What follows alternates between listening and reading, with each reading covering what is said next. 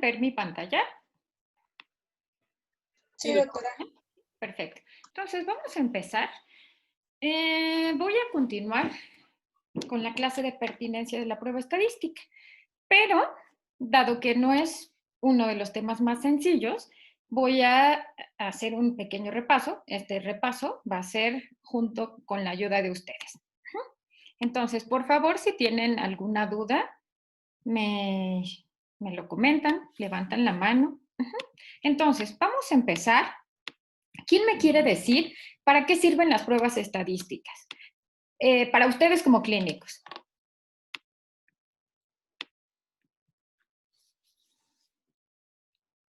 Uno, solo uno. Yo, doctora. Sí, adelante. En este caso nos podrían servir para ver qué tratamiento es más eficaz en los pacientes y qué tratamiento sería de menor costo y si le produce menos efectos adversos que otro. Ok, entonces la prueba estadística nos ayuda a tomar decisiones. Quiero mostrarles, me voy a salir tantito de la presentación, quiero mostrarles entonces qué significa el valor de P. Entonces, el valor de P lo único que nos dice es que la probabilidad de que ese resultado que ustedes estén observando se deba al azar. Pero quiero enseñarles este artículo. Es un artículo que está interesante, pero necesito que lo analicemos, que veamos que no siempre la presencia de significancia estadística va a condicionar un efecto clínico. Entonces, esto que Belén comenta es muy importante, pero sí es necesario que lo revisemos y aclaremos. Doctora, Sí. perdón, no sé si soy yo o lo que pasa es que su pantalla está congelada. Estoy buscando una presentación. Ok, perdón. Sí, espérenme tantito. Es que no la encuentro. Es que ayer encontré un ejemplo muy bonito y quiero que la revisemos. Ay, no la encuentro. Bueno, si no, ahorita se las enseño.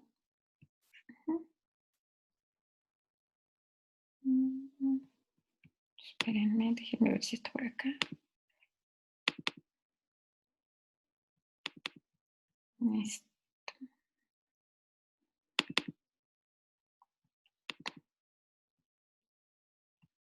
No la encuentro, ahorita se las enseño. Ajá. Entonces, bueno. Ahora sí ya están viendo la presentación en PowerPoint. Sí, doctora. Okay, bueno, entonces, la prueba estadística nos ayuda a tomar decisiones, nos ayuda a definir si un tratamiento es adecuado o no. Más o menos les voy a enseñar el ejemplo. El ejemplo es en pacientes que tienen cáncer gástrico avanzado, etapa 3 y 4, que es irresecable, que tienen HER2 positivos. En estos pacientes se estaba contemplando como maniobra de comparación el uso de quimioterapia. La quimioterapia habitual que era administrada por los médicos. El tratamiento era deruximab. Al final, las diferencias eran estadísticamente significativas, pero la diferencia clínicamente entre un medicamento y otro era una mejoría en la supervivencia de 4 meses. ¿Qué opinan? ¿Qué opinan de ese resultado? ¿Qué tendrían que ponderar ustedes para poder administrar ese medicamento? Y la calidad de vida en esos 4 meses que le está dando al paciente, vale la pena darle el tratamiento. ¿Ok? Y seguramente ese medicamento, Omar, es muy caro. Es de los nuevos medicamentos. ¿Cuántos pacientes en realidad podrían pagarlo? ¿Y cuántas veces más cuesta este medicamento respecto a los quimioterápicos habituales? Entonces, además habría que considerar los eventos adversos. Pueden ser 4 meses de vida más, pero imaginen que sean de náusea, de vómito o de a lo mejor alguna alteración en la médula, en la cuenta leucocitaria, infecciones, y que esos 4 meses el paciente los pase con una mala calidad de vida. ¿Qué hacen? ¿Lo otorgan o no lo otorgan? Pues como Si en ese- ¿Aide? como comenta, pues sí tendríamos que valorar diversos factores y también ver si nuestros pacientes no tienen otras comorbilidades que igual estén afectando más, pues el que nosotros prolonguemos de cierto modo esos 4 meses. Y pues los medicamentos, los biológicos que están dando, en especial ese, pues no es un medicamento tal cual que solamente interaccione ahí, puede estar ocasionando un daño mayor. Entonces yo creo que sí habría que valorar y también ver quiénes son candidatos, porque no todos serían candidatos a ese fármaco. Claro, por supuesto. Entonces, no nos vamos a dejar guiar solo por el valor de P, pero es importante que ustedes sepan que ese valor de P es la probabilidad de que la diferencia sea debida al azar. Ajá. Entonces, esa diferencia que nos permitimos en medicina y en la investigación es de 5%. De ahí viene el valor de P que ustedes buscan de 0.05. Pero no siempre significancia estadística es significancia clínica. Entonces, tienen que valorarlo todo de forma compleja. Entonces, para elegir una prueba estadística necesitamos definir el tipo de variables. Si son variables cualitativas, cuantitativas, si la muestra es relacionada o no. ¿Recuerdan a qué se refería una muestra relacionada? ¿Podrían ponerme algún ejemplo? Ana.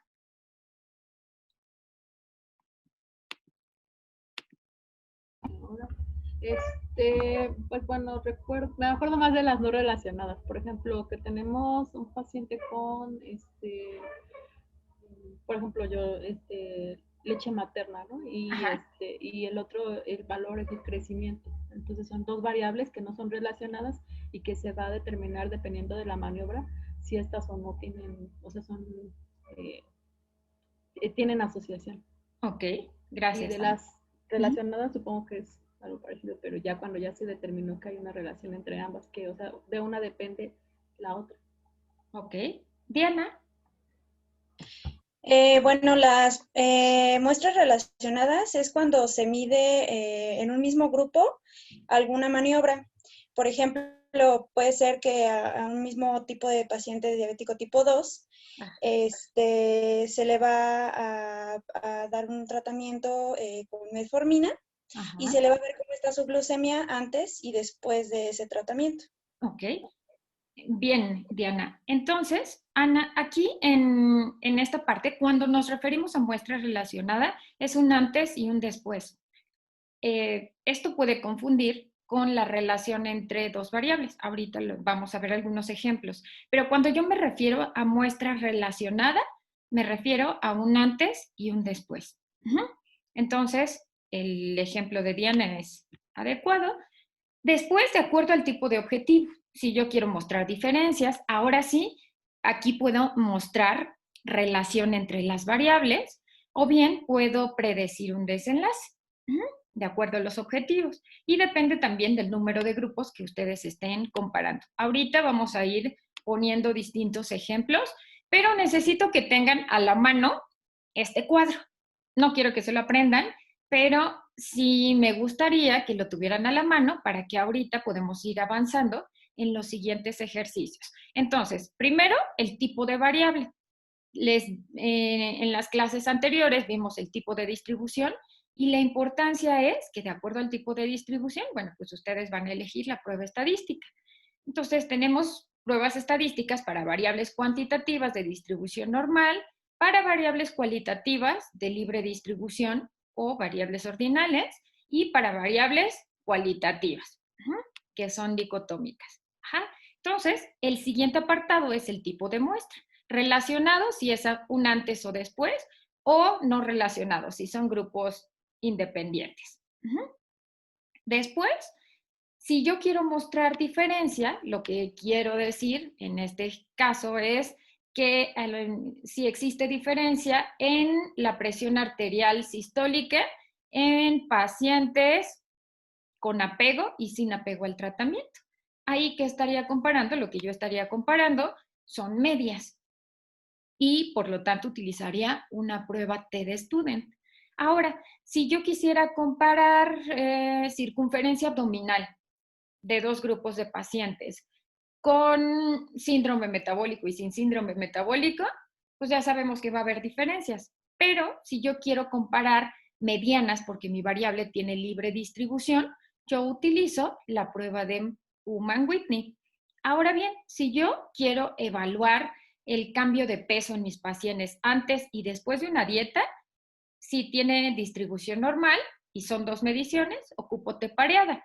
Si por el contrario tiene libre distribución, ocupo la prueba de Wilcox. Ahora bien, si yo quisiera evaluar cuál es el comportamiento del sexo en COVID severo, ¿impacta o no impacta? ¿Qué han leído? ¿A quién le va peor? ¿A los hombres o a las mujeres? A los hombres. A los hombres. ¿Ok? Eric, entonces, si tú quisieras contrastar si existe diferencia en el riesgo de complicaciones de acuerdo a sexo, es decir, si alguno de los dos sexos se asocia a mayor porcentaje de complicaciones, nosotros esperaríamos que el sexo masculino tuviera un mayor porcentaje de complicaciones. Ahí ustedes estarían utilizando una prueba de chi cuadrada. Entonces, ahí lo que ustedes observarían es un valor de P, frecuencias y porcentajes, observarían una mayor frecuencia y proporción de hombres en el grupo complicado, en los pacientes severos, en los que se intubaron, en los que fallecieron, y un valor de P menor a 0.05. De esta manera ustedes dirían que existe diferencia en cuanto al riesgo de complicaciones para la variable sexo. Este es un ejemplo. Ahora, yo ya les mostré dos ejemplos de estudios donde se pretende evaluar diferencia de medias para dos grupos. Ahora, ¿me podrían ustedes decir un ejemplo de algún proyecto donde se utilice la prueba ANOVA y qué estaría contrastando? Puede ser algo que ustedes hayan leído o bien algún ejemplo en sus proyectos. Doctora, Doctora, Mariane. en este caso podría ser en el último artículo de los Oseltamivir, que eran 3 grupos, el de placebo, el que se le aplicaban los 75 miligramos y los 150 miligramos. Ahí pues estaríamos utilizando una variable cuantitativa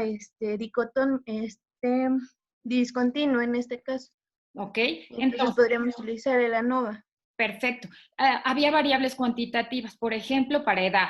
Si edad tuviera distribución normal, entonces ahí podrían utilizar la prueba de ANOVA. Para tiempo de evolución de la enfermedad, para la duración de la enfermedad, ahí podrían utilizar ANOVA o Kruskal-Wallis, de acuerdo al tipo de distribución.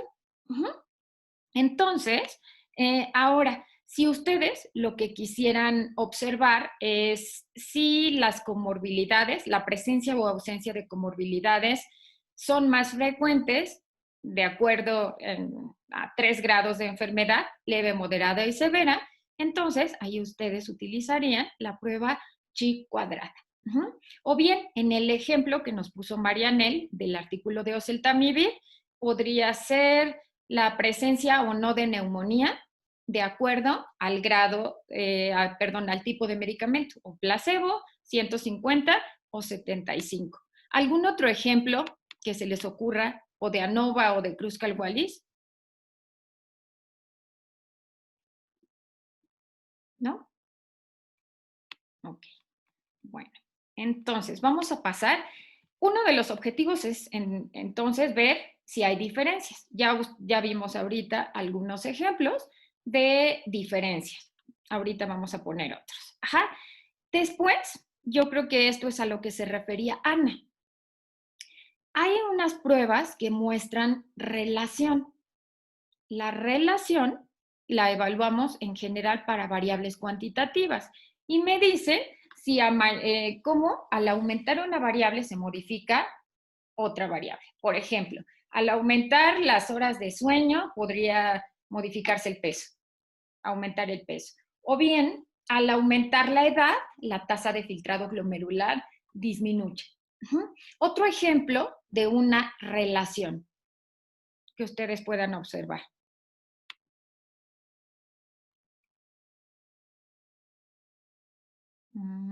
¿Eduardo? Sí, doctora. Bueno, no estoy muy seguro, pero por ejemplo, mi tema de investigación de mi protocolo era asociación entre relaciones sexuales sin preservativo y depresión en personas con VIH. Entonces podría ser el que, bueno, mi hipótesis era que si una persona a mayor depresión iba a presentar, o iba a realizar, a tener relaciones sexuales sin preservativo.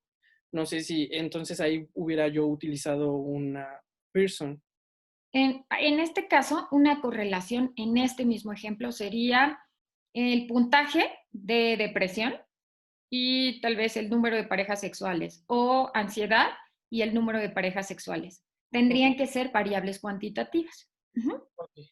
Tal como lo planteaste, dado que tienes dos grupos, lo que tú querrías, lo que tú utilizarías es una prueba de chi cuadrada. Ajá.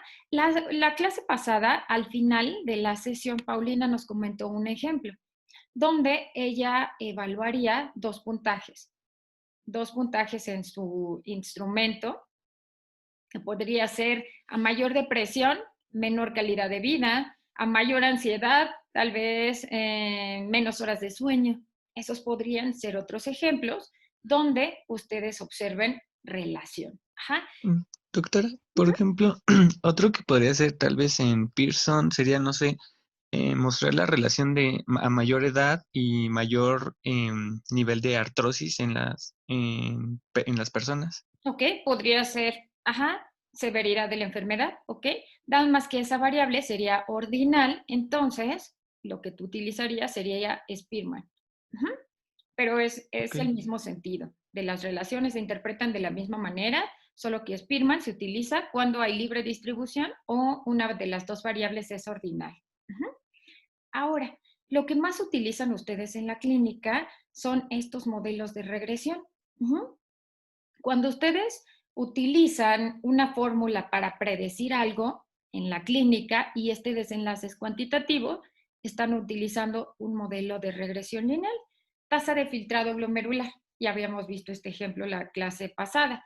Entonces, a mayor se toma en cuenta la creatinina, la edad, el sexo, el peso, y el desenlace es cuantitativo. Entonces, ahí se está utilizando un modelo de regresión lineal. O bien, un modelo de regresión logística, si lo que ustedes quieren predecir es la presencia de alguna enfermedad dicotómica. No sé, podrían tener distintos factores de riesgo para evaluar prediabetes. Dentro de ellos puede estar la edad, el antecedente heredofamiliar de diabetes, si tiene obesidad o no, si alguna vez en la vida ha tenido elevación de la glucosa. Ahí ustedes observarían un modelo de regresión logística. ¿Qué permiten estos modelos? Lo ideal sería que todo artículo termine hasta aquí. Esto que dice predicción de desenlace son modelos multivariados, donde ustedes, además de considerar el efecto de la maniobra o de algún tratamiento, ustedes consideran el efecto de otras variables de confusión. Esto ustedes no lo podrían hacer con los otros tipos de pruebas, no para demostrar diferencia o no para mostrar relación. Otro ejemplo donde ustedes podrían observar regresión lineal es para predecir tal vez el peso al nacimiento a partir del fondo uterino, o bien si ustedes quisieran hacer una predicción de el peso de un niño a partir de la edad, entonces aquí se utilizaría un modelo de regresión lineal. Ahora, vamos a pasar a los ejemplos, pero quiero que vayamos, que recuerden el cuadro que les puse. Y les voy a ir preguntando a cada uno a qué prueba estadística se refiere, qué prueba estadística utilizarían. Pueden consultar el cuadro. Vamos a ver este ejemplo. Tenemos pacientes que tienen diabetes tipo 2 y les estamos dando dos tipos de fármaco. Este fármaco A puede ser metformina, el fármaco B puede ser glibenclamida. Y yo quiero determinar si existe diferencia en la glucemia en ayuno en estos dos grupos. ¿Qué prueba estadística utilizo? ¿Y por qué? Rodrigo. En este caso, por ejemplo, doctora, estamos teniendo una variable dicotómica relacionada porque están viéndose que son obviamente dependientes del factor de diabetes. Al evaluar estos dos medicamentos, pues se espera que se tenga un resultado. Yo creo que se podría usar una T pareada por ser una muestra relacionada y ser dicotómico en un resultado cuantitativo al final. Aquí ya te va a refutar Diana. Diana. Bueno, aquí como se está evaluando la glucemia en dos grupos de pacientes, la glucemia tiene una distribución normal. Entonces se toma como una cuantitativa normal y como son dos grupos que no están relacionados porque están sometidos a dos tipos de fármacos, se haría con la T de student. Exacto. Aquí yo tengo, Rodrigo, solo una medición en cada uno de los dos grupos. Yo quiero comparar después, a lo mejor de darle 5 meses de tratamiento, la glucemia tras 5 meses de tratamiento o después de 3 meses. Entonces yo quiero ver solo una medición. El paciente que recibe el A no puede recibir el tratamiento B. Entonces son dos grupos distintos. Entonces le puedo utilizar la prueba TED Student. Marianel, ¿tú estás de acuerdo con Diana? Sí, doctora, de hecho era lo mismo que yo iba a decirle, que finalmente aquí se están aplicando dos tratamientos. Entonces, desde ahí nosotros ya debemos de definir que es algo no relacionado. Ok, perfecto. Vamos a pasar al siguiente ejemplo. Doctora, tengo una duda. Sí. Y en este caso, para estos estudios, ¿no se podrían utilizar las de predecir un desenlace? Porque hay variables confusoras como la actividad física, la alimentación, etcétera. Claro. ¿Cómo sabríamos cuándo elegir una de las que mencionaron mis compañeros o una de regresión lineal? Esto se va haciendo por pasos. Entonces, lo primero que tienen que evaluar, ustedes cuando están haciendo su proyecto de investigación, le apuestan a un tratamiento en específico. Entonces, lo primero que ustedes evalúan es el efecto de esa maniobra en el desenlace. Entonces, para esto se utiliza la prueba TED Student, si tiene distribución normal. Pero, como bien lo comenta Silvia, después de que tú vayas analizando el comportamiento de las variables que metiste a tu diseño arquitectónico, forzosamente tendría que terminar en un modelo de regresión. Por lo que, si ustedes ven algún artículo de investigación que termine en una TED Student, pues es un modelo que está incompleto.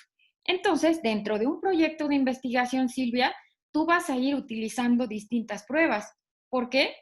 La glucosa se puede ver afectada también por el sexo, por la actividad física, por el estilo de vida, por el apego al tratamiento o no. Entonces, al final, lo que tendrías que hacer es un modelo de regresión. Marianel. Sí, doctora. No. No iba a tenías la mano levantada. No, doctora. Ok, listo. Entonces, en un proyecto de investigación siempre van a utilizar distintas pruebas. Ahora, ¿quién utilizaría en su proyecto una TED Student? ¿Quién como un paso intermedio o para evaluar el efecto de la maniobra en el desenlace utilizaría TED Student y en qué ejemplo?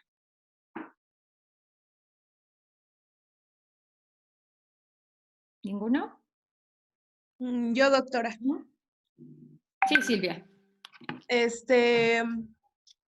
tema es efecto de una intervención de higiene del sueño sobre el perfil glucémico de los pacientes con diabetes tipo 2. Entonces es un ensayo clínico, tengo dos grupos, son muestras no relacionadas y lo que voy a ver es el efecto sobre la glucosa, que es una variable cuantitativa y probablemente pues de distribución normal. Ok, bien. Entonces, ahí tenemos un ejemplo para TED Student. Bien. Ahora, cuando ustedes quieren evaluar, aquí Rodrigo, si tú quieres evaluar la diferencia entre la carga viral antes de iniciar tratamiento en pacientes con VIH y después de haber iniciado el tratamiento y comparas la carga viral antes y después, ¿qué prueba estadística utilizas, Rodrigo? En ese caso que sí está relacionada porque es un antes y un después, ahí sí podrías utilizar la T pareada. Exacto, podrías utilizar T pareada. Otro ejemplo podría ser si ustedes quieren evaluar, ¿se acuerdan cuando revisamos el artículo de hidroxicloroquina? Un ejemplo podría ser si se evalúa la carga viral antes y después de administrar la hidroxicloroquina o los niveles de leucocitos antes y después de administrar el tratamiento. O, por ejemplo, podría ser una vez que inician actividad física, el cambio en el porcentaje de grasa corporal, en un antes y un después. Ajá. Entonces, es el mismo paciente evaluado en dos momentos. Ahí sería T pareada. Esto es un ejemplo de una correlación. Nada más las correlaciones nos dicen entonces cómo al aumentar, en este caso B, se modifica A. Si aumenta B, se modifica A. Por ejemplo, mayor edad, mayor presión arterial sistólica. O por el contrario, pueden tener una relación que sea negativa o inversamente proporcional. Entonces, aquí al aumentar la edad, disminuye la tasa de filtrado glomerular. Estos serían ejemplos y ustedes los observan representados de la siguiente manera. Vean, Ana va a evaluar lactancia materna. Vean este estudio. Así se representan los estudios de correlación. Aquí lo que se está evaluando es el tiempo de duración de la lactancia materna en todos los embarazos. Ajá. Y como variable dependiente, se está midiendo la densidad mineral ósea de fémur y de columna lumbar. Lo que ustedes observan es que a mayor duración de la lactancia materna, vean cómo va la línea. Ajá. ¿Qué pasa con la densidad de fémur? ¿Aumenta o disminuye?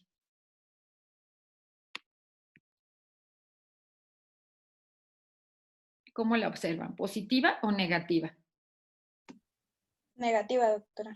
Negativa, exacto. Entonces, si nosotros prestamos atención solo al valor de P, lo que diríamos es que es estadísticamente significativa la relación entre estas variables. Por lo tanto, ¿cuál sería su sugerencia si ustedes tomaran en cuenta solo el valor de P? ¿Qué le dirían a sus pacientes respecto a la duración de la lactancia? Aide, de acuerdo a este artículo nada más, al valor de P y a la correlación negativa. Pues que sí es significativo y que a mayor tiempo de lactancia se ve reflejado en este caso en fémur o en la columna. Ok. Entonces, tal vez para alguien que no sepa leer adecuadamente un artículo, podría decirle a la mamá que, pues, que le dé 6 meses, que no le dé 12 meses, o que no lo haga hasta los 2 años, o que no lo haga hasta el momento que ella y el bebé así lo quieran. Ajá. Entonces, vean cómo el valor de P no necesariamente va acompañado de relevancia clínica. Entonces, lo mismo para densidad mineral ósea. Al aumentar la duración de la lactancia materna, disminuye la densidad mineral ósea. Pero hay un valor aquí, que se llama coeficiente de correlación. Es negativo, solo quiere decir que a mayor duración de lactancia, menor densidad de fémur.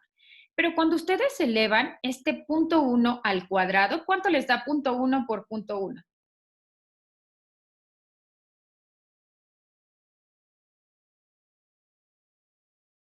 .1 por .1. 0.01. Ok, 0.01. Esto, si ustedes lo multiplican ahora por 100, les da 1.1. ¿Esto por qué se los digo? ¿Por qué se los explico?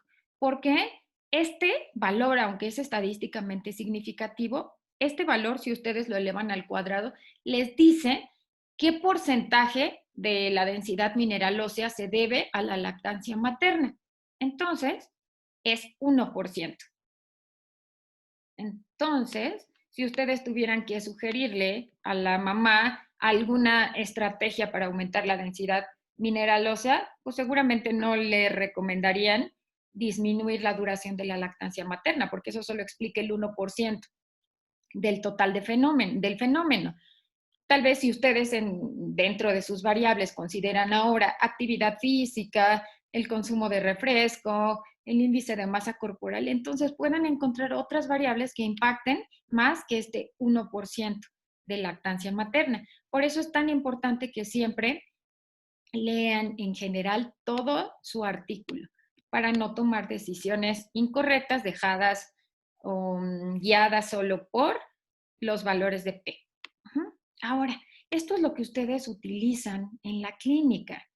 Cuando ustedes se plantean cuál es la probabilidad de que mi paciente de 60 años, que tiene obesidad, que tiene sedentarismo y además es hipertenso, desarrolle diabetes, ¿qué es lo que ustedes utilizan? Muchos de estos instrumentos o algoritmos, este modelo es un modelo de regresión logística, donde lo que busca es predecir cuáles son los factores que en este caso están relacionados para el desarrollo de diabetes en pacientes que tenían inicialmente prediabetes. Entonces, aquí están evaluando edad, también se está evaluando índice de masa corporal, circunferencia de cintura, el antecedente de uso de tratamiento antihipertensivo, que alguna vez en la vida haya tenido glucosa elevada, la actividad física, el consumo de frutas y vegetales.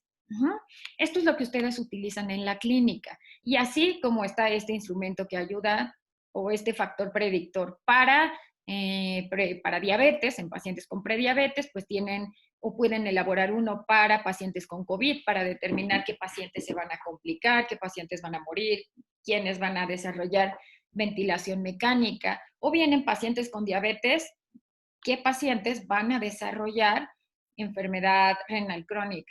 En el estudio de Omar podría ser pacientes que tengan mayor riesgo a desarrollar enfermedad arterial periférica a partir de ciertas condiciones. Entonces, este es un modelo de regresión logística. ¿Habían revisado con anterioridad en alguna otra de sus clases o el año pasado qué eran los OR? No, doctora. ¿No? Ok. Más o menos, es algo doctora. de riesgo, ¿no, doctora? Ajá, evalúa el riesgo. Ajá. ¿Qué recuerda, Silvia? Por ejemplo, uno era que era un valor neutro y más allá de la unidad era un factor como de riesgo y menor a 1 un factor protector. Entonces, por ejemplo, en este caso, el antecedente de historia de glucosa tiene un OR de 8.49. Entonces entiendo o recuerdo que es 7 veces más la probabilidad de desarrollar diabetes. Ok, exacto. Vamos a poner otro ejemplo. Ajá.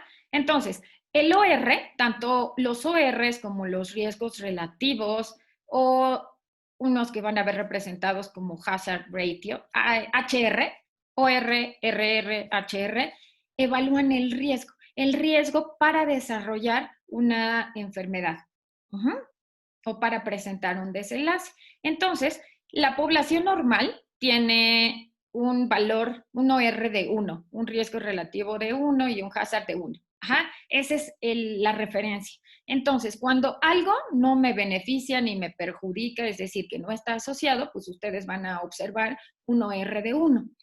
Cuando ustedes observan un OR que es mayor a 1, lo que ustedes van a estar diciendo es que ese factor incrementa la probabilidad de desarrollar el desenlace. Entonces, es un factor de riesgo. Pero cuando este OR está por debajo de la unidad, es un factor de riesgo. Perdón, es un factor de protección. Disminuye las probabilidades de presentar el desenlace. Ahora, imaginen que la prevalencia es aproximada 10% de diabetes mellitus, diabetes tipo 2. Si ustedes tuvieran este OR de 8.49. La probabilidad por ser mexicano es de 10%. Ajá. Pero si un paciente ya tuvo en algún momento glucosa elevada, si anda rondando por los 120 y su riesgo es de 8.49, este paciente, esta prevalencia de 10, ustedes la multiplican por 8.49 y ahora es la prevalencia de esa enfermedad.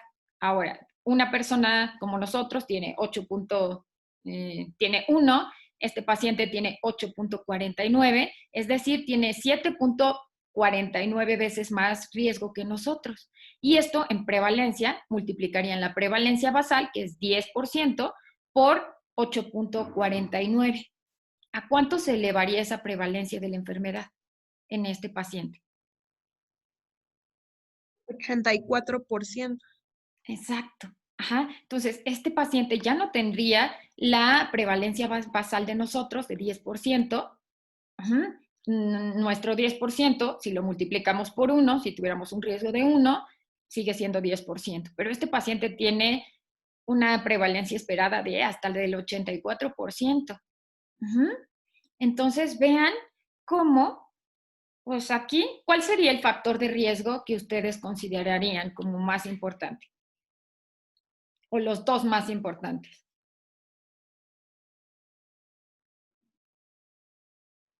Pues sería la historia previa de Ajá. glucosa alta. Ajá. Y la circunferencia abdominal, que se nos hablaría de grasa visceral, en mayor a 102 en hombres y 88 en mujeres. Ok, perfecto. Entonces, esto es un modelo de regresión logística. Para esto ustedes lo utilizan en la clínica.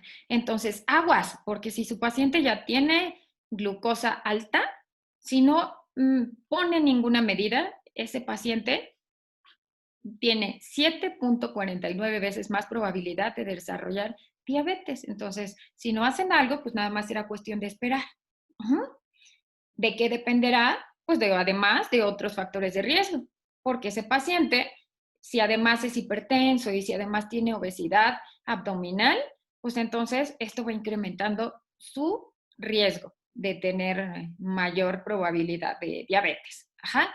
Ahora, pero ¿se acuerdan así como lo revisamos en intervalos de confianza? Que siempre puede haber una variación por el tamaño de muestra, por las diferentes mediciones. Entonces, si bien el OR aquí se ubica en 8.49, yo voy a tener un 95% de certeza de encontrarlo entre 5.66 y 12.7. Entonces, cuando no atraviesa la unidad, es estadísticamente significativo. Yo no sé de cuánto sea con precisión el valor de P, pero sé que es menor a 0.05. ¿Qué implicaría, Santos? ¿Qué implicaría este valor de consumo de frutas y verduras de 1.18 con un intervalo de confianza que va de 0.8 hasta 1.64? ¿Qué implicaría, Santos? Bueno, sí. Pues ya como el valor pasa de 1, o sea, 0.18, pues hay riesgo todavía, 0.18, poquito, pero sí hay. Parecería que hay riesgo. Entonces, entre más cercano esté al 1, menos está asociada esa variable. Pero, Santos, si tú observas el intervalo de confianza, ¿te llama la atención algo? Sí, el 0.85 baja, disminuye, entonces es un factor protector. Okay. Entonces, si algo parece ser factor de riesgo, como en este caso, Paulina.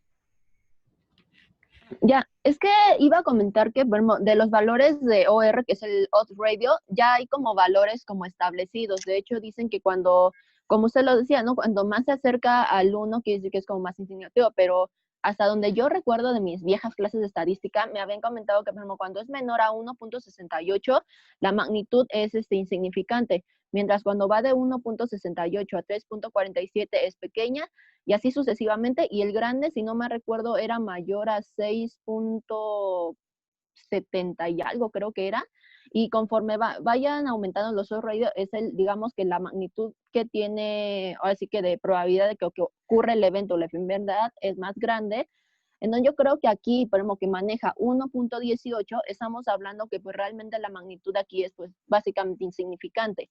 A pesar de que dicen, bueno, sí, pareciera que hay un riesgo, pero más que un riesgo yo creo que aquí sí entraría como un protector, porque por el valor de odds ratio pues nos habla de que pues no hay como algo grande ahí. O eso es con lo que yo entiendo de aquí. Entonces, Paulina, entre más grande sea el OR, más probabilidad hay de que un factor esté asociado. Dentro de los factores que tienen los ORs más grandes está tabaquismo y cáncer de pulmón, donde puede llegar a ser de 9 hasta 11. Y donde ahí claramente se ha observado el tabaquismo como un claro factor de riesgo. Entonces, entre mayor sea, o entre más se aleje del 1, mayor probabilidad hay de que esa variable esté asociada y sea un factor de riesgo o un factor protector. Axel. Por ejemplo, doctora, en el consumo de los vegetales, el intervalo de confianza hay un valor que es el 1. Si dentro de ese intervalo de confianza está el número 1, esa variable ya deja de ser significante para lo que nosotros queremos hacer, porque en este caso se encuentra en los dos lados, tanto protector y tanto como factor de riesgo. Entonces, pues esa variable no se podría determinar si es protector o de riesgo simplemente porque ya toca el número 1. Entonces, pues ya no es relevante clínicamente. Aquí habría un efecto como el de la chimoltrufia, ¿no? Así como digo una cosa, digo otra. Entonces, el consumo de frutas y verduras pareciera, como lo dijo Santos, que aumenta el riesgo, pero ustedes siempre tienen que observar los intervalos de confianza.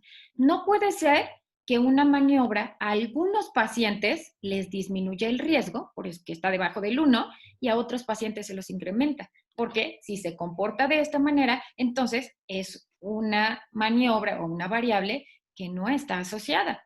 Lo mismo pasa con actividad física. Y bueno, pues esto tendrá que ver con cómo midieron estas dos variables.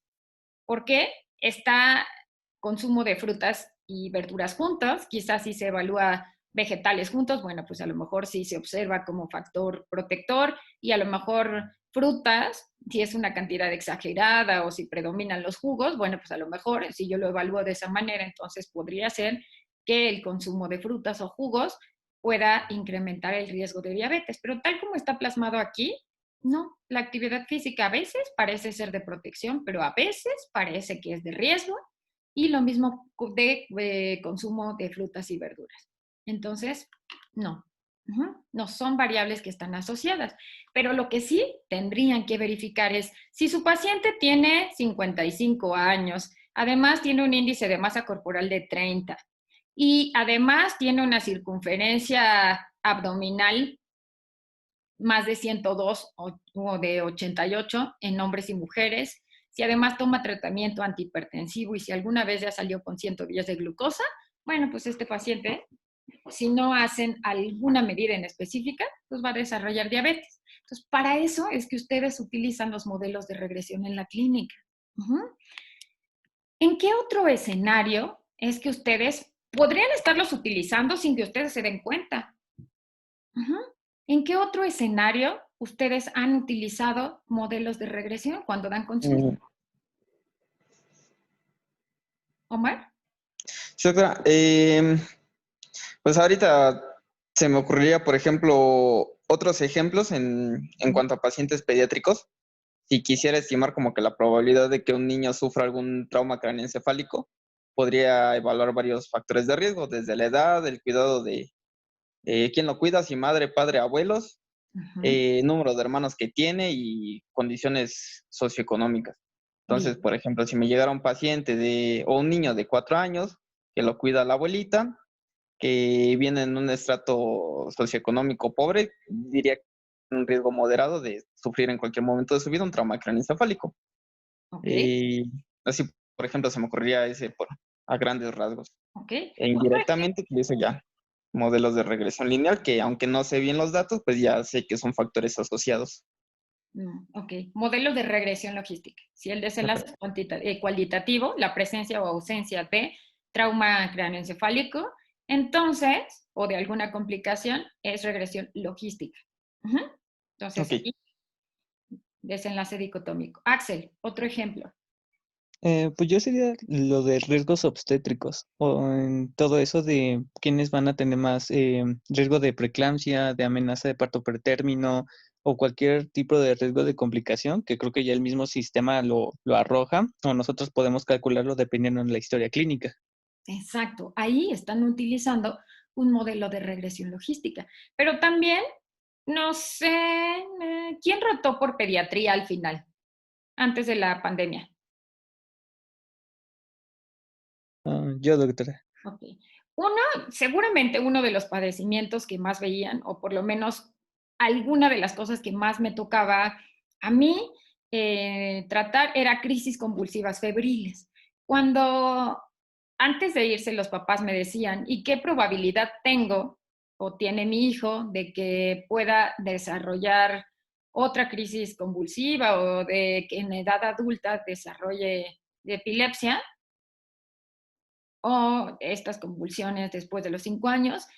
Ahí ustedes también estarían utilizando un modelo de regresión. O bien, cuando ustedes le quieren decir a un paciente que tiene diabetes, si existe, no sé, el efecto de algún fármaco, pues ustedes esperarían que fuera de protección para disminuir el riesgo de complicaciones, o del control glucémico, o de modificar el estilo de vida, o de bajar de peso. Entonces, esto probablemente sin que ustedes lo sean conscientes, lo utilizan todos los días.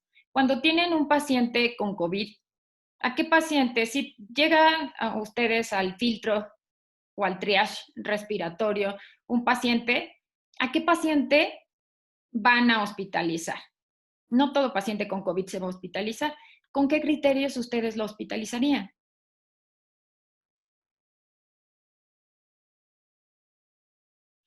¿Aide?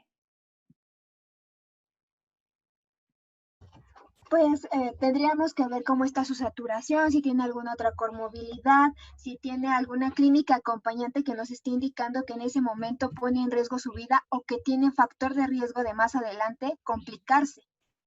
Ok. Si ustedes lo están viendo, uno, tiene presencia de disnea. El tiempo de evolución, pues a lo mejor ya tiene una semana. Y además está saturando al 60% y además tiene diabetes, es hipertenso y tiene 80 años, pues ese paciente tiene altas probabilidades de complicarse. Entonces, ahí ustedes estarían utilizando resultados de un modelo de regresión. ¿Cómo es que definen qué es un factor de riesgo y en qué condición voy a dar determinado tratamiento? Bueno, pues esto deriva de modelos de regresión. Entonces, ustedes lo han estado viendo. Ajá. Y la siguiente clase nos vamos a enfocar a calcular ORs, riesgos relativos, y a interpretarlos. Entonces, bueno, esto es estadística y esto es lo que utilizan todos los días. Entonces, creo que aquí lo más importante para que puedan aprender es que ustedes lo vayan enlazando a la práctica clínica.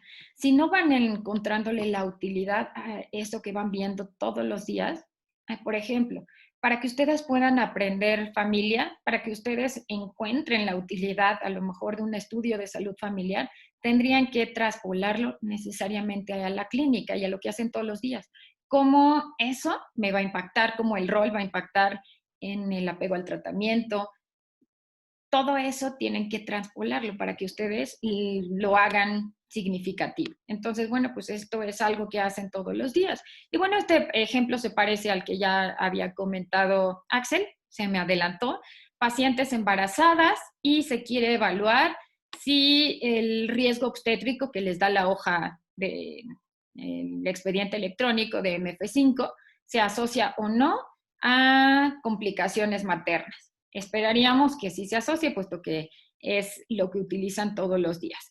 Pero pues no solo va a evaluarse ese primer riesgo obstétrico de la primera consulta. Ustedes tienen que ver si a lo largo del embarazo la paciente tuvo, cuántos kilos subió, si subió 30 kilos, si desarrolló hipertensión gestacional, si fue a su consulta o no, si tuvo infecciones de repetición o no, cervicovaginitis, si tomó o no algún tratamiento, el estilo de vida. Todo esto va a hacer que haya complicaciones maternas o perinatales al momento del nacimiento, como distocia,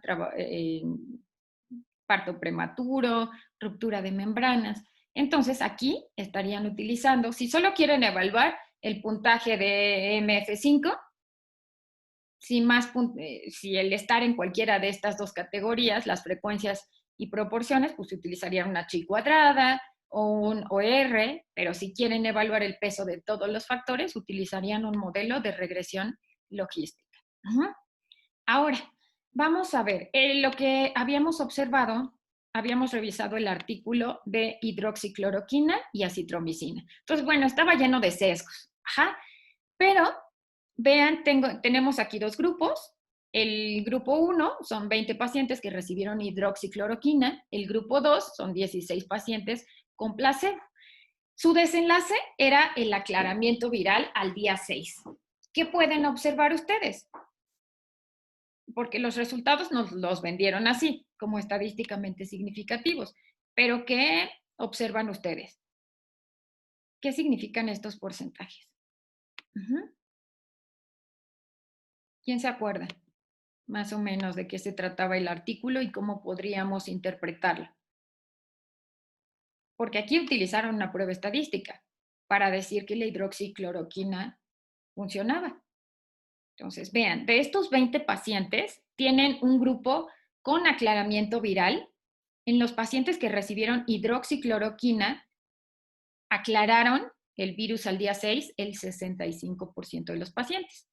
Pero, ¿qué pasó en los pacientes que recibieron placebo? Solo 25% tuvo aclaramiento viral. ¿De cuánto es la diferencia entre esta maniobra y esta maniobra? Entre estos dos efectos. Marianel. No, bueno, es que no sé si estoy segura si es del 40% entre uno y otro. Exacto.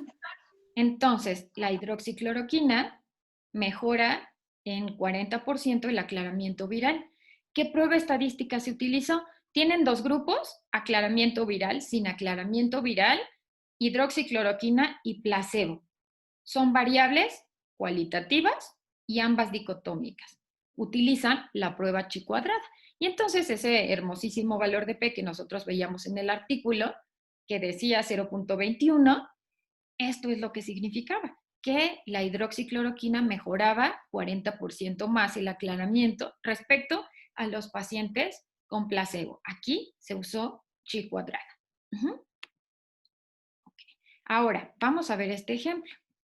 En este ejemplo, tenemos pacientes en edad escolar y yo quiero evaluar si el tiempo de uso de pantalla, más de 2 horas versus menos de 2 horas, se asocia o incrementa el riesgo de desarrollar obesidad y sobrepeso.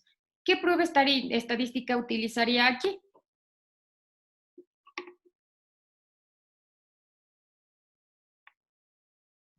Tengo dos grupos, variables que son dicotómicas. Aquí yo voy a clasificar a los pacientes tengan obesidad y sobrepeso en el grupo 1 y a los que tienen el peso normal en otro grupo. Entonces tengo dos grupos. Serían pacientes de dos grupos no relacionados. Entonces, como es una dicotómica, ¿podríamos utilizar la chi cuadrada? Exacto, Aide, chi cuadrada. Eduardo, ¿tú utilizarías también chi cuadrada o alguna otra? Efectivamente, doctora, como es una variable cualitativa dicotómica y no están relacionadas, estamos viendo diferencias, sería una chi cuadrada. Ahora, si yo quiero, pues no va a ser lo único que impacta. A lo mejor si el niño ve más de 2 horas la pantalla, ve 3 horas, pero los papás se lo llevan a hacer ejercicio o va a distintas clases de natación y de ballet 2 días a la semana y cuidan su alimentación. Probablemente eso pues, va a estar impactando. Entonces, ¿qué prueba estadística utilizarías, Silvia, para completar tu conclusión? La de regresión. ¿Regresión lineal. de qué tipo? Lineal. ¿Se llama así? Logística. Logística. Es cuando el desenlace es dicotómico. Lineal es cuando el desenlace es cuantitativo. Silvia, ya que estás por ahí, un ejemplo en el que utilizarías un modelo de regresión lineal para predecir qué. ¿Qué te gustaría predecir en un paciente?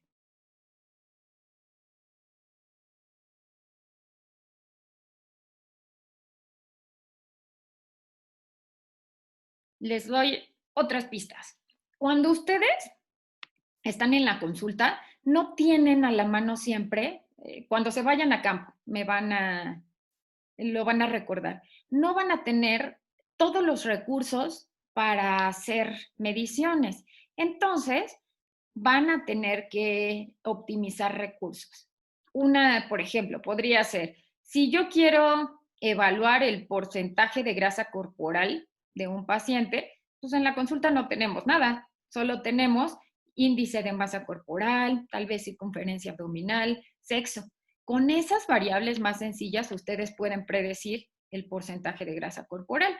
O bien, puede ser que ustedes no tengan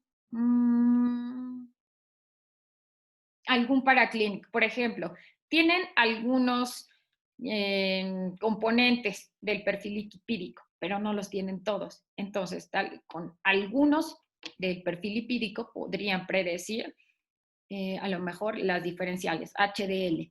Otro ejemplo podría ser, en la clínica no tenemos nada para medir resistencia a la insulina. No tenemos HOMA, eso sería lo ideal, pero no hay HOMA. Entonces, a partir de ustedes de glucosa y de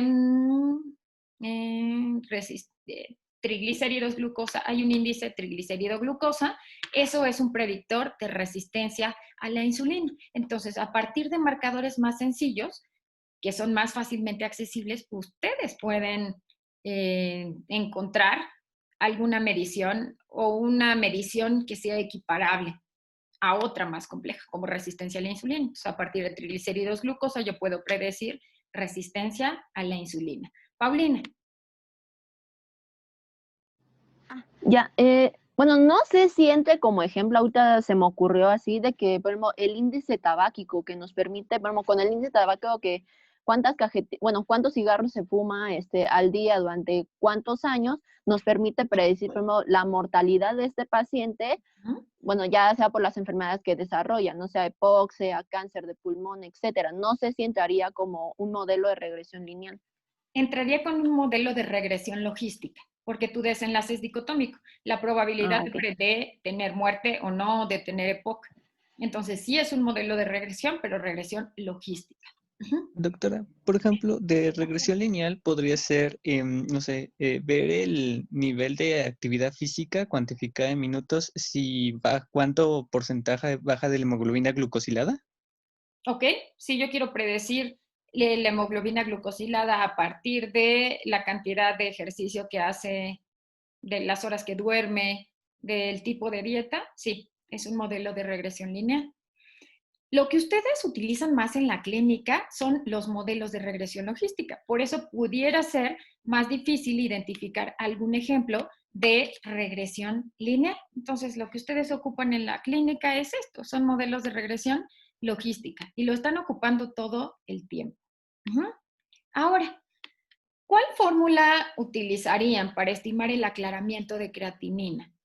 ¿Cuál sería más específica? La fórmula de MDRD, CKD-EPI o Cockcroft-Gault. ¿Cuál utilizarían?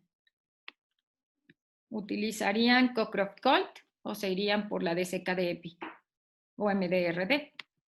Creo que depende del estado basal. En este caso, como son adultos mayores, pues yo podría elegir MDRD6. Ok. Entonces, en este estudio, lo que se pretendía evaluar es cuál es la fórmula que más se acerca al aclaramiento de creatinina en adultos mayores. Entonces, ¿por qué? Esto va cambiando con las diferentes edades. Lo primero que se utilizó fue un modelo de correlación para ver qué tanto al aumentar la tasa de filtrado glomerular por Cockcroft-Gault también lo hacía el aclaramiento de creatinina. Aquí una correlación perfecta sería 1. Si ustedes lo elevan al cuadrado, les da 1. Esto implicaría 100%. 1%, 100%. Entonces, esta variable me estaría explicando el 100%. Si esta fórmula fuera la más adecuada. Entonces, ¿ustedes con cuál se quedarían? Con la que más se acerque a 1. La que más se parezca al aclaramiento de creatinina. Ahora, si ustedes quieren tomar otras variables como el sexo, como la edad, la presencia de comorbilidades, entonces tendrían que utilizar para predecir aclaramiento de creatinina un modelo de regresión lineal. Esto. Okay. ¿Qué prueba estadística utilizarían aquí? Tienen neonatos y quieren evaluar si los días de nutrición parenteral impactan o no en el desarrollo de colestasis. Mi hipótesis es que los pacientes con colestasis tienen mayor cantidad de días de nutrición parenteral. ¿Qué prueba estadística utilizan? Aquí solo contemplen una cosa. Nutrición parenteral, la duración en días, es una variable cuantitativa de libre distribución. ¿Qué prueba estadística utilizan? Déjenme ver quién levantó la mano. Diana y Eduardo. Ajá. Diana primero. En este caso, yo utilizaría la de Ullmann-Whitney. Ok. Eduardo, ¿estás de acuerdo con Ullmann-Whitney? En este caso, si la variable es cuantitativa de libre distribución, no está relacionado y estamos viendo diferencias, igual sería Ullmann-Whitney. Perfecto. Ok. Doctora, ¿y no podría ser la de chi cuadrada? Porque el desenlace sería presencia o no de colestasis, sería cualitativa dicotómica. Ok. Para chi cuadrada necesitarías tener las dos variables, ambas cualitativas. Y en este caso tienes el desenlace, que es presente o ausente, pero tu variable, aquí la maniobra, es los días de nutrición parenteral. Entonces, esto hace que lo que estés comparando sean las medianas. La mediana de la duración de la nutrición en los pacientes con colestasis y sin colestasis. Por eso sería una prueba de Ullmann-Whitney. Silvia, aquí, si tú quisieras evaluar o utilizar una prueba chi cuadrada, si tuvieras pacientes con nutrición parenteral y sin nutrición parenteral y quieres evaluar si se asocia o no a colestasis, como en el de hidroxicloroquina, tú esperarías que los pacientes con nutrición parenteral tuvieran más colestasis. Si fuera así, entonces sería una chi cuadrada, pero tendrías una variable que es dicotómica. La nutrición parenteral, ¿sí o no? Sí, gracias.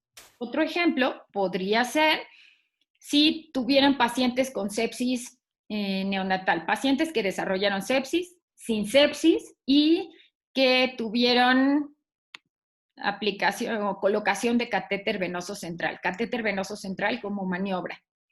¿Qué prueba estadística utilizarían ahí para ese ejemplo de sepsis?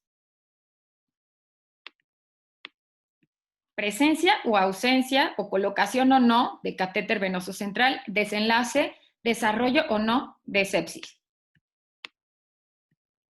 Ahí sí sería la chi cuadrada. Exacto. Perfecto, porque tienen dos variables que son cualitativas. Ajá. Ahora, tenemos pacientes con enfermedad renal crónica terminal. Tenemos un grupo que está sometido a hemodiálisis y otro a diálisis peritoneal. Y yo quiero evaluar si hay diferencia en la media de hemoglobina entre estos dos grupos. Es una variable cuantitativa de distribución normal. ¿Qué prueba estadística utiliza?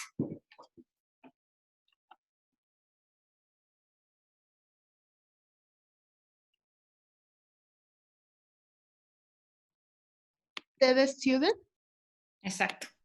Tienes dos grupos que no están relacionados y tienes una variable cuantitativa de distribución normal. Ajá. Y estás comparando las medias. Exacto. Entonces aquí TED Student. Ahora. Perdón, doctora. Entonces, ¿qué variable debo de tomar en cuenta? ¿La de la maniobra o la del desenlace? Las dos. Okay. Ok. ¿Por qué? Aquí tu desenlace es cuantitativo. Ajá. Tu maniobra es dicotómica. Aquí tienes dos grupos y estás comparando las medias de dos grupos. Para comparar medias de dos grupos es o TED Student o ANOVA. Si tienes 3 o más grupos, pero en el ejemplo anterior, en este, tenías el desenlace que es dicotómico, colestasis y no colestasis, pero nuevamente lo que estás comparando es dos variables cuantitativas. En este caso, tenía distribución normal. Entonces, debes tomar en cuenta, Silvia, las dos variables. Entonces, tienes que analizar el comportamiento de las dos variables. Sí, gracias, doctora. Hasta aquí va todo claro, más o menos claro. Lo que más me interesa de este tema es que ustedes le encuentren la utilidad clínica. Entonces, vean este ejemplo. Ya seguro aquí va a ser muy sencillo. Tienen pacientes con diabetes y obesidad, les administra una dieta mediterránea durante 12 semanas y quiero ver el cambio en el peso. Prueba estadística. ¿La T pareada? T pareada. Bien, Marianel. Diana, ¿estás de acuerdo? Sí, doctora. Ok, listo. Ok. Y ya para terminar y no fastidiarlos, tenemos ahora pacientes con enfermedad renal terminal bajo estas 3 modalidades de tratamiento sustitutivo: hemodiálisis, diálisis peritoneal y trasplante. Y yo quiero evaluar si hay diferencia en la mediana de potasio entre cada uno de estos grupos. Por lo tanto, como quiero comparar la mediana, asumo que mi variable tiene libre distribución. ¿Qué prueba estadística utilizo? Sería una de Kruskal-Wallis. Kruskal-Wallis, ajá, exacto. ¿Todos están de acuerdo que es una Kruskal-Wallis? Diana, ¿estás de acuerdo? Sí, doctora. Ok, entonces, bueno, esto no quiero que se lo aprendan de memoria, pero sí que ustedes puedan evaluar si alguien de pronto les pregunta para su proyecto de investigación qué prueba estadística utilizaron y por qué, que no se queden de A6 en blanco y sobre todo que aprendan cuál es la utilidad en su práctica clínica. Después de esta clase, me gustaría que alguno de ustedes me comentara si les fue útil o no, si les sirve en su práctica clínica o no, o me pueden decir con toda confianza que no, que ustedes no le encuentran utilidad, pero podría ser que me digan que sí les puede ayudar a ustedes. ¿Qué opinan? ¿Para ustedes? Pues yo digo que al final sí nos sirve, porque lo que necesitamos es para tomar decisiones, y muchas veces estas pruebas las usamos cotidianamente y no nos damos cuenta, porque como usted lo comentó, hay cosas que hacemos como en automático y lo hacemos así como si fuera lo más natural del mundo, pero realmente estamos aplicando, o sea, ya sea regresión, sea estadística, sea algún otro método, y al final ninguna es por el bien del paciente, porque nos va a ayudar a tomar una decisión si es lo mejor para el paciente o no es lo mejor para el paciente. En esta parte de la estadística, pues la parte matemática. Si lo queremos hacer más gráfico, pues está el árbol de decisiones, por ejemplo. Ok.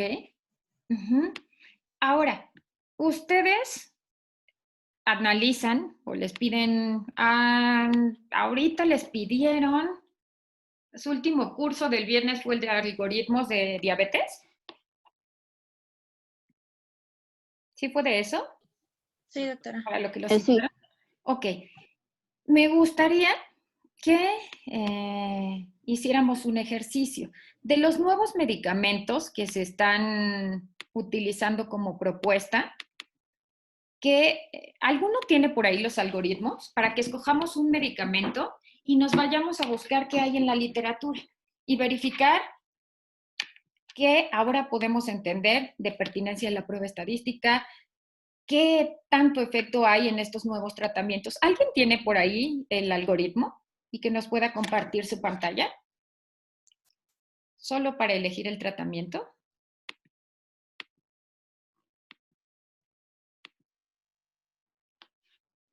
¿Quién dice yo?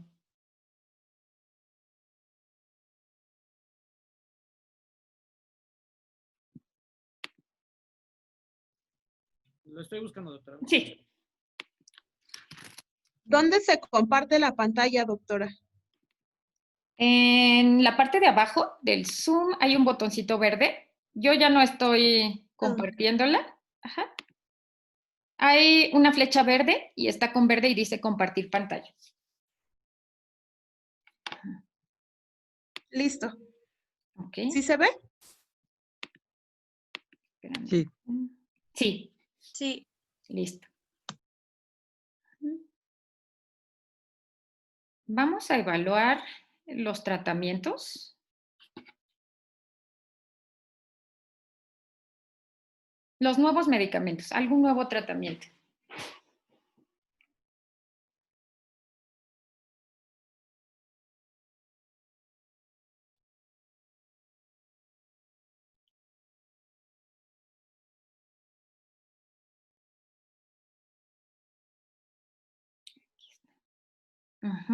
Okay.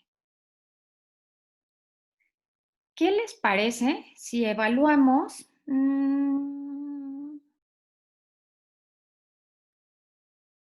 Dice, en el 2021 se incorpora metformina de liberación prolongada, glimepiride. ¿Cuál de los dos quieren evaluar? Glimepiride suena mejor. Glimepiride. Ok, entonces su tarea va a ser, ahorita vamos a buscar un artículo, puede ser que el que compare glimepiride o metformina y lo vamos a analizar. Lo vamos a analizar en términos de OR, riesgo relativo, y de o cuántos pacientes hay que tratar para mejorar al paciente, ya sea que mejore el control glucémico o que a largo plazo disminuya el riesgo de complicaciones. Entonces, mi tarea va a ser, déjenme tomarle foto para que no se me olviden. Mi tarea va a ser que yo les busque un artículo y su tarea va a ser que revisen el artículo de relevancia clínica. Es el artículo 6 de la serie de LIMS. Ahorita les comparto el título y ahí lo que vamos a estudiar es cómo calcular los ORs, los riesgos relativos y sobre todo cómo interpretarlo. Y vamos a utilizar estos ejemplos.